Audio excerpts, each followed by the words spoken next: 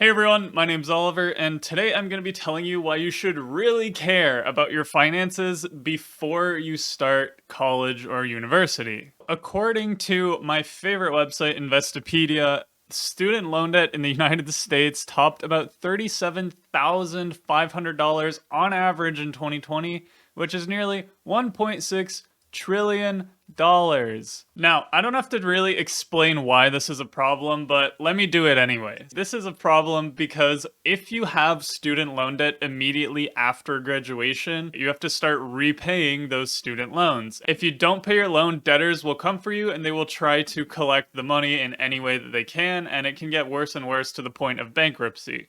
And you haven't even started your life yet. So let's say that you graduate and you want to look for a job for like 6 months or a year because sometimes it takes a while to find the right fit at the right company. Well, guess what? Now that you have student loans, you can't do that anymore because you have to get a job immediately right away to start paying off your student loans. So what do? You take the first job that comes through the door, even if you don't like it very much. And what does that do? That puts you in a job that you don't like for a long time just because you had to pay off these student loans. And most of the time, these jobs are much lower paying than a job if you went and like actually searched for a little while. You're doing indebted servitude, which basically means you're in debt and now you have to do your time. And regardless of how you find your money, nobody really cares as long as you return your money to them. So that's big problem number one. Big problem number two is that, okay, let's say that you do actually get an okay job that you're okay with, and now you've started to work. Well, if you have a huge amount of student debt, guess what? That reduces your buying power and increases your debt to income ratio. Now, why are these things important? Your buying power is essentially how much money per month you have that you can spend on stuff. The more important one is debt to income ratio.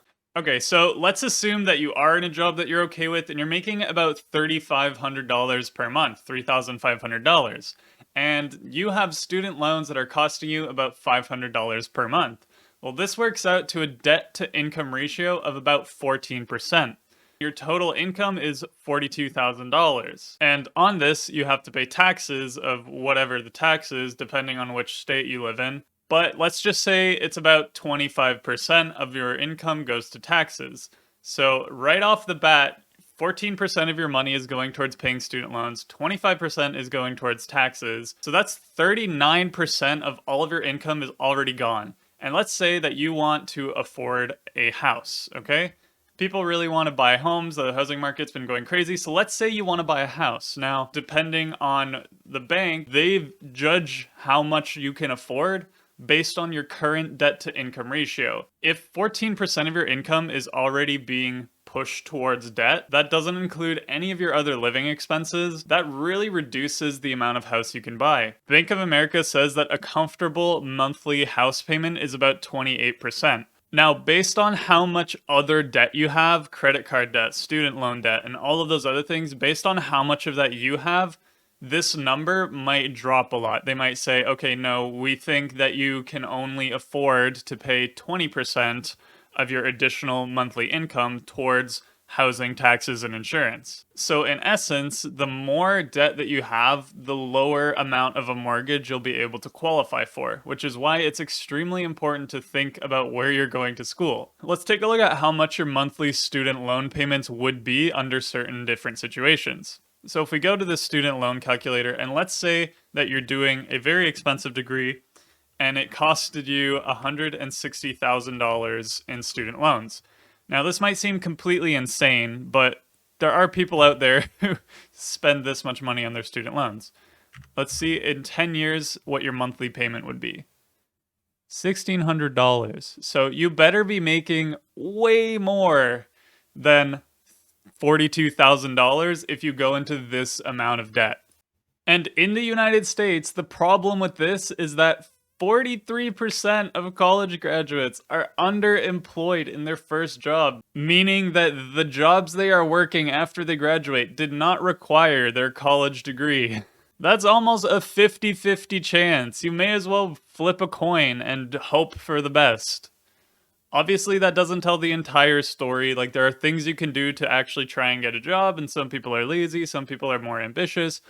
But the point is that if you go to a college where your student debt is going to cost you like $160,000 or even $80,000, which is half of that, you're going to be paying $800 a month for the next 10 years, which is absolutely ridiculous. And if your income is average, national average of like $50,000, you're in for a fun time and nobody's really going to give you any loans because you have this huge student loan debt. So by getting this student loan debt, you are probably going to have to delay saving for a house, and then you're going to have to delay actually buying the house because you can't afford the mortgage payments.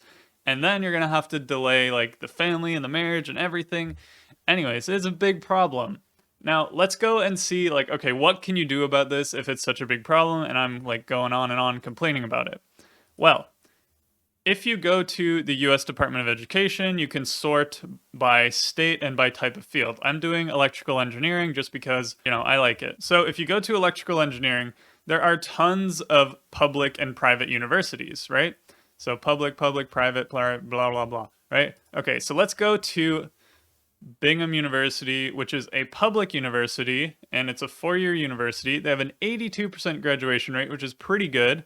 And your average salary after completion, computer science, $75,000. That's pretty good. And their average annual cost is only $18,000, which is like, yeah, pretty cool. And then if we go to an even cheaper average annual cost, so their graduation rate's much lower, but their average starting salary, depending on what thing you're doing, is a lot higher, and it only costs you $3,700 per year. That's like pennies when we compare it to the next one. NYU, $42,000 per year on average. And your average starting salary, if you're in a nursing field, is $94,000. That's it. God, don't become a dancer. It's ridiculous. This is the scenario. $160,000 of student loan debt. If you have no money going into university, you will literally go into $160,000 of student loan debt on average, and engineering is usually more expensive than average. So don't recommend going to NYU. Cornell, same thing, $30,000. They have a much higher starting salary with computer science, but it's insane, complete insanity. In some of these cases, it does make sense because, they have certain like, really high graduation rate and they'll have a good like job placement rate as well. All right, so if we go to electrical engineering, you will make $92,000 on average after graduation, which is pretty dang good, let's be honest. And the median debt after graduation is only $13,000. But worst case scenario, you aren't the average, you aren't the median, and you get completely screwed. So I'm here to say that I think it's kind of completely insane to go to like one of these really expensive private schools when you could just go to like Bingham or even CUNY City College. As long as the field that you're going into is accredited, that's literally all that matters. And after that, it's on you to like network with the people, to connect with people, to who you know, not what you know. It's always been that way and it will continue to be that way. And you should really care about these things before going to school. Don't blow your money on like credit cards. Don't blow your money on stupid things. Try to be financially savvy about this, because once you graduate, you don't want to be in $160,000 of student loan debt. You want to have a life, and in order to do that, you need to not be in debt. So that's my 2 cents on why you should care about finances before enrolling in any college. Thank you so much for watching this video. Hopefully you got something out of my long rambling. If you did, be sure to leave a like, subscribe to the channel, and I'll see you in the next one.